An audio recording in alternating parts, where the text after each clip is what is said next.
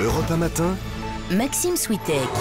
Et avec donc Guy Berenbaum pour Vue du Net, la Syrie s'enfonce toujours un peu plus dans le chaos, on en a parlé tout à l'heure, mais des Syriens continuent inlassablement à utiliser Internet pour que le monde n'oublie pas leur calvaire. Absolument, à peu près 70 000 morts, 1 million de réfugiés dont la moitié seraient des enfants, une catastrophe absolue pour reprendre les termes même de l'ONU, et pourtant, presque de manière inespérée, il y a toujours des témoins et des témoignages, notamment grâce au web et aux réseaux sociaux. Oui, comme ces jeunes de la ville de Homs qui photographient leur ville. Là, c'est un article publié sur le formidable site Global Voices Online qui nous informe sur ce réseau, un réseau de plus de 500 blogueurs dans le monde.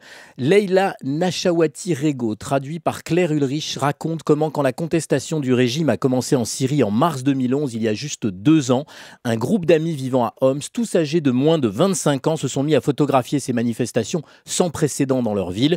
Puis ils ont continué en prenant des clichés de leur rue et de leur quartier détruit. Alors, ce ne sont pas des professionnels de la photo, Maxime, juste des jeunes qui se sont baptisés Lens of a Young Homsi, derrière l'objectif d'un jeune de Homs.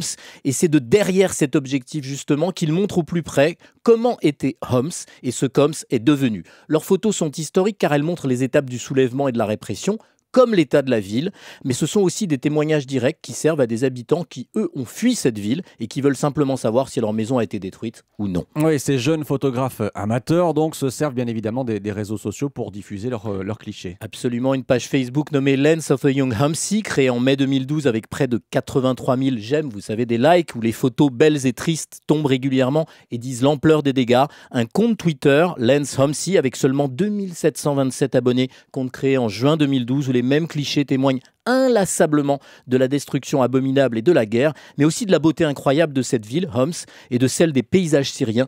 Parfois même, une fleur sauvage pousse comme un défi au milieu du désastre. Oui, on voit cette photo sur europe1.fr avec cette fleur jaune effectivement au premier plan et derrière des bâtiments détruits. Merci Guy Berenbaum, c'était Vue du Net dans Europe 1 matin.